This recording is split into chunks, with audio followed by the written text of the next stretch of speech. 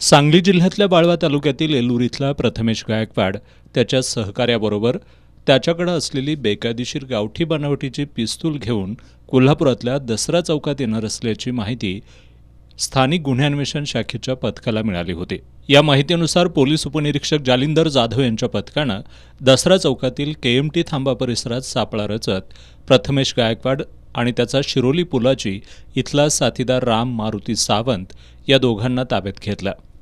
त्यांच्याकडील गावठी बनावटीचे 3 पिस्तूल आणि एक जिवंत काडतूस, गुन्ह्यात वापरलेली दुचाकी आणि इतर साहित्य असा 2,82,000 रुपये किमतीचा मुद्देमाल जप्त करण्यात आला।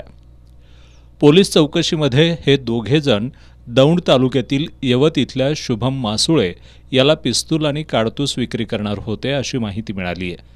स्थानिक गुन्हे शाखेच्या पथकानं पुढील तपासासाठी या दोघांना लक्ष्मीपुरी पोलिसांच्या ताब्यात दिलं आहे।